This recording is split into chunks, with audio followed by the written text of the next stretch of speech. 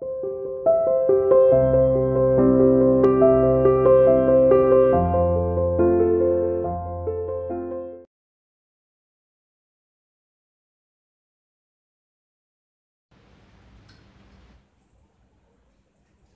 Students, welcome to CR international school online classes. So बेटा, हम पढ़ रहे थे अपना chapter number 6 the clever crab. ठीक है बेटा, इसके बारे में मैंने आपको बताया भी था, ये स्टोरी पढ़ाई भी है, मैंने आपको ये चैप्टर पढ़ाया है। क्या था इसमें कि दिखाते हैं इस कहानी में एक तरह से बोला जाए तो जैसे को तैसा। ठीक है, स्टॉक ने जैसा किया मछलियों के साथ वैसा ही उसके साथ भी हो गया।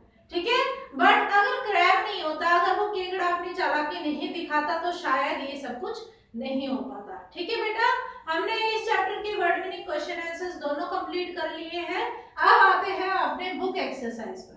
ठीक है, जिसमें आपकी फर्स्ट एक्सरसाइज है बेटा, find the words with similar meaning from the text. यानी कि आपका जो चैप्टर है, यहाँ पर कुछ वर्ड्स आपको दिए जा रहे हैं, इन वर्ड्स का सिमिलर अर्थ यानी कि इन्हीं के अर्थों वाले जो शब्द हैं वो आपको यहाँ आंसर में लिखने हैं, पर वो आपकी बुक से ही होने चाहिए। ओके बेटा, सो आता है फर्स्ट पर एज्ड। एज्ड का मतलब होता है ज्यादा उम्र वाला, ज्यादा उम्र वाला यानी कि ओल्ड, है ना। आपके चैप्टर में स्टार्टिंग में फर्स्ट में लिखा हुआ है, फर्स्ट पैराग्राफ के बाद सेकंड में लिखा है कि when the time passes the stork grew old। ठीक है, जब समय बीतता जाता है तो वह बगुला या फिर सारस क्या हो जाता है, बूढ़ा हो जाता है। ठीक है, तो ये ओल्ड इसी का ही सिमिलर वर्ड। नेक्स्ट है फीबल। फीबल का मतलब होता है बेटा कमजोर। जाहिर सी बात है, वो स्टॉक यानी कि बगुला जब बूढ़ा हो गया था वो कमजोर भी हो गया था, और हमने वहां उस चैप्टर में कौन सा वर्ड यूज किया हुआ है, वीक। नेक्स्ट है सॉ। जब वो क्रैब को लेकर उड़ रहा था वो बगुला या सारस, तो उसने नीचे की तरफ देखा, जो वर्ड है स्पॉटेड। ठीक है, चिन्हित किया, अंकित किया या फिर देखा। नेक्स्ट है थ्रोन अराउंड। थ्रोन अराउंड यानी कि आसपास फेंके हुए। ठीक है, यानी कि स्कैटर्ड, फैले हुए भी हम इनको बोल सकते हैं। ठीक है बेटा, स्कैटर्ड यानी कि जब वो क्रैब देख रहा था कि वो मछलियों की जो हड्डियां थी वहां पर स्कैटर्ड यानी कि बिखरी हुई पड़ी थी। ठीक है, नेक्स्ट है पे बैक, वापस लौटाना। क्रैब ने वापस लौटाया था, है ना भाई। स्टॉक ने जो चालाकी करी थी, क्रैब ने भी तो उसको उल्टा वैसे का वैसा कर दिया, है ना। क्रैब ने क्या किया, उल्टा उससे बदला ले लिया था। ओके स्टूडेंट्स, ये आपके कुछ सिमिलर वर्ड मीनिंग्स है। ओके स्टूडेंट,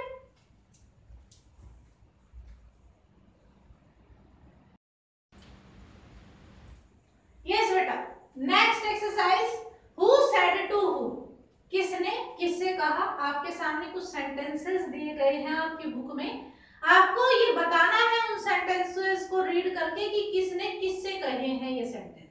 ठीक है, आई एम मूविंग एल्सवेयर, मैं अब कहीं और जा रहा हूं। किसने कहा, बगुले ने कहा मछलियों से। किसने कहा, who said, stork said to fish. कब कहा था इसने ऐसा, जब वो प्लानिंग कर रहा था इस चीज के लिए कि ये मछलियां मेरे पास स्वयं कैसे आएंगी, तो प्लान बना रहा था कि ये पॉन्ड धीरे धीरे क्या हो जाएगा, सूख जाएगा। मछलियों को बता रहा था वो रोकर, और मैं कहीं और चला जाऊंगा। ठीक है, next second, if you do not wish to come, अगर तुम नहीं आना चाहते हो, यू स्टे हियर अलोन, तो तुम यहाँ अकेले ही रहो। किसने कहा कि तुम यहाँ अकेले ही रहो, fish said to crab.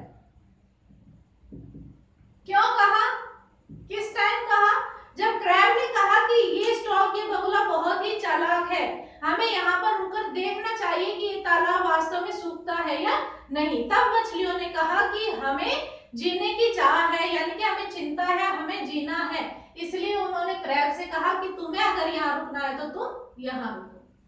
Third, let us stay here and see whether. देखो वही बात आ गई, क्या कहा था केकड़े ने कि हम यहाँ रुककर देखते हैं कि यह तालाब सूखता है या नहीं।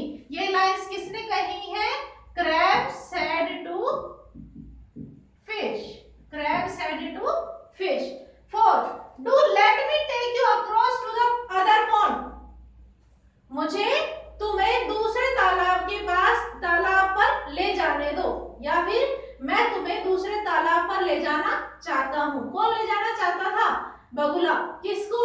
मछलियों को। तो किसने कहा स्टॉक सेड टू फिश, किसने कहा स्टॉक सेड टू फिश। फिर नाउ यू टू शैल सफर, अब तुम्हें भी भुगतना पड़ेगा, अब तुम्हें भी इसका भुगतान करना पड़ेगा, ठीक है। किसने कहा ये क्रैब ने, केकड़े ने, किससे स्टॉक से, crab to stork. Okay students, ये आपकी हु सेड टू हुम वाली एक्सरसाइज है, इनको अच्छे से बुक में फिल करना। और बेटा अभी भी आपसे यही बताया जा रहा है गूगल मीट की क्लासेस होती हैं, आप लर्न कम करते हैं, नहीं ऐसा नहीं होना चाहिए। अपनी जो भी एक्सरसाइज है, लेसन्स हैं, उनको अच्छे से लर्न करो, prepare yourself. Okay students, thank you.